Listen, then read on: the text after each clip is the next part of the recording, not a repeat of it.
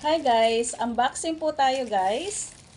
Ayan, sobrang init po kasi ngayon kaya hindi ko kinakaya guys ang init ng panahon. Kaya napo-order po ako nito. So, unbox po natin yan guys. Ayan, umorder po ako ng neck fan guys sa Shopee. Okay, unbox po natin. Charan! Ayan guys, sobrang ganda. Mahilig po ako sa pink guys. Kaya ito po yung in-order po natin. Ayan. And then, may kasama rin po siyang charger as cord pala siya guys. Okay. And then, wala po siyang USB. So, ito lang guys yung kasama niya. So, check po natin kung paano siya gamitin. Ayan. Mayroon po siya ditong switch. Ayan.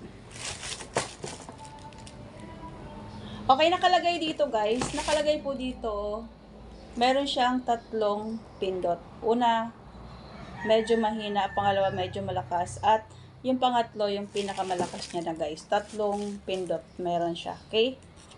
So, ayan. Testingan po natin. Oh, mahangin na siya sa unang pindot.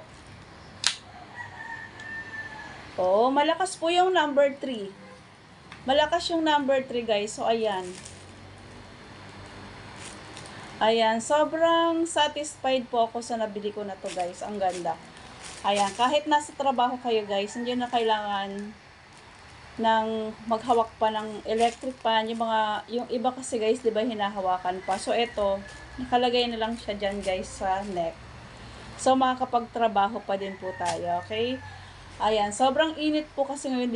Hindi ko kinakaya yung init na panahon ngayon guys. Kaya, naisipan kong umorder neto. So, ayan lang guys. Pinlex ko lang po. Sa may gusto guys, ilalagay ko po yung link dyan. Ayan. Sobrang mura na nito guys. Dati ang mahal nito. Ngayon, sobrang sale po nito sa Shopee. So, ayan. Happy ako guys sa na-avail ko na to. Okay. Happy Budol. Okay. Sa mga gusto nito guys, ilalagay ko po yung link dyan sa comment section. Thank you. Thank you for watching.